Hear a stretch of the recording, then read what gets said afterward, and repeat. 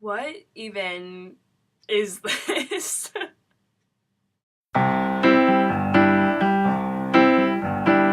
can't believe this is the movie that's getting all this hype and all these awards nominations.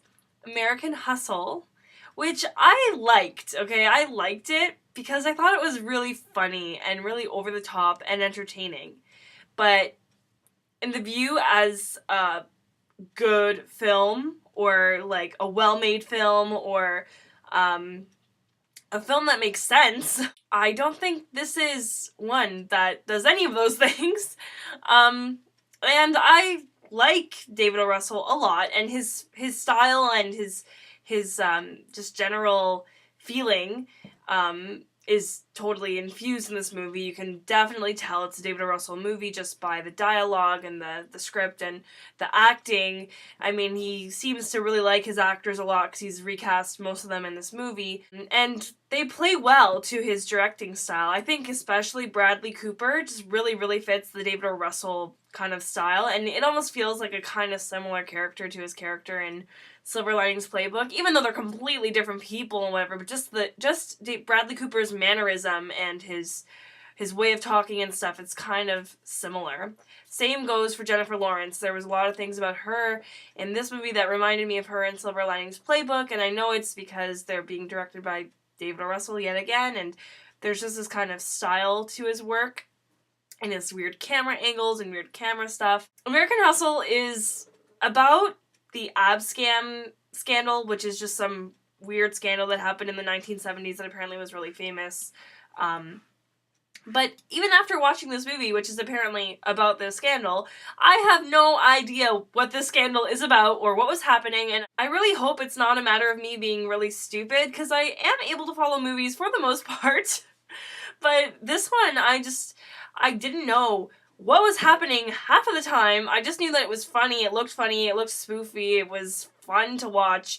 It was a bit overdrawn and a bit long, but other than that, for the most part, it was enjoyable, but more in like a laughable way, and I know it kind of was trying to be. Are they trying to clearly tell the story, or like the narrative is just all over the place? It starts out by telling the story of Christian Bale's character, Irving Rosenfeld, and Amy Adams' character, Sidney Prosser, who meet at some party and they instantly connect and they start going out, and he's married and has a kid, but he's seeing Amy Adams' character, Sydney, and they kind of become, like, he's a con artist and he sells forged art and he does weird money laundering or whatever shit. I don't know the right terminology because this movie did not explain it well enough to me clearly. And he does all this weird stuff, scammy. They start conning together, and it's kind of like this method of survival for them. It's like the only way they can really live, blah, blah, blah. And they get caught by Richie, who is a FBI agent played by Bradley Cooper. And then the three of them kind of get in cohort. So this movie is kind of about them trying to bust people, but it kind of goes back and forth. It's all over the place. Literally, just left me lost. And there was this one scene, which was intentionally funny, but I literally was like, what just happened?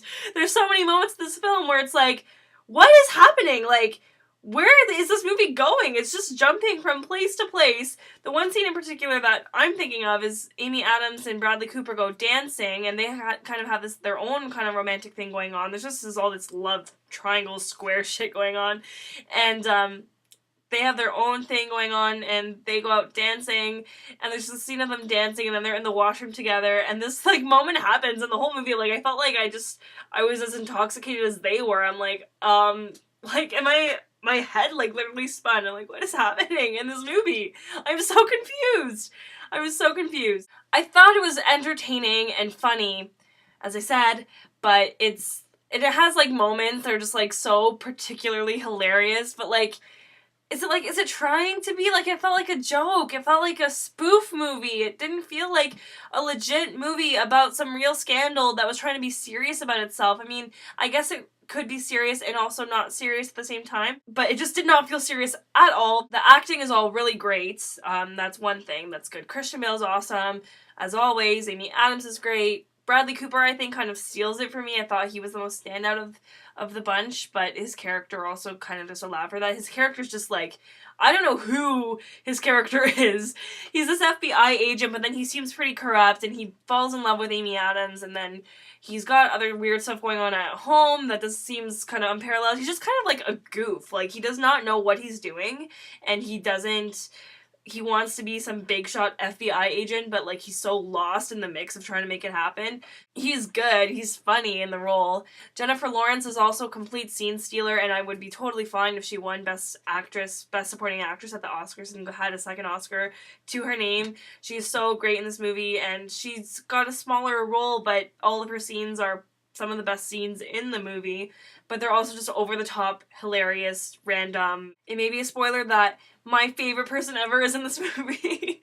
Louis C.K. I think I actually squealed when I saw him on the screen, and he actually has a substantial role in the movie, and I love him so much. And I mean, I don't think he's like some amazing actor, but I just love him so much as a person that it was exciting to see him in this movie, and he fit in well too, so I liked it a lot. But yeah, David O. Russell, like, I don't know why. You had Silver Linings Playbook last year, which is a great, great movie. I really, really love that movie. It's good in the serious and the funny way. It has a really great balance. You're usually really good at balancing funny and serious. This movie does not know how to confront the plot of itself at all. It has a plot, but it's lost in this mix of trying to be something else. Like, I don't know what this was. This does not tell me what happened in this ab scam thing. This does not tell me what needed to be done for these people to achieve their con artistry or whatever. I am so confused watching this movie. And I feel stupid, and I don't like when a movie makes me feel stupid, but I don't think it was my fault. I think it was the movie's fault in this case. And as well, as I was trying to say before, yeah, you had Silver Linings Playbook last year. You did not need to get this movie out in a year. Silver Linings Playbook came out last November. This is December, 1 year later. You could have taken a little bit more time, maybe developed your screenplay a little more to make more sense, because people like me, who are young and who don't know about scandals and who don't know about fraud and money laundering and bribes and political corruption and all this stuff, need a little bit more explanation than what you tried to do in this movie, which I think you tried to explain it, but you didn't.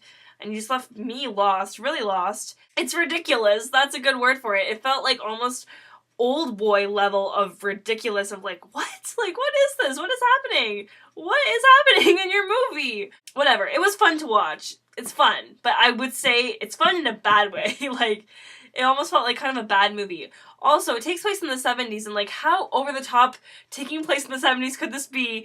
The costumes, you know, and the furniture, whatever, like, it does justice to the time, but the soundtrack, I'm like, did you just find like a greatest hits of the 70s CD? Literally, just every big song of the 70s is in this movie, and it has no rhyme or reason. It's the 70s, so of course Elton John's gonna play. Of course, like, I forget what else was in this movie. It was just a lot of, like, very obvious choices. And I know that's kind of a really, really minor complaint, but it kind of bothered me. I'm like, what? Like, am I watching an infomercial for, like, a best of the 70s? I don't understand. The acting's really good, and it's funny, so it's a fun time, but, like, watch it not in theaters. It's not worth paying money to see this movie, and it's got moments that are really good, but in whole, like, what? Like, what? It's also very redundant. It just feels like the same thing over and over and over again. I just didn't understand the point of any of it.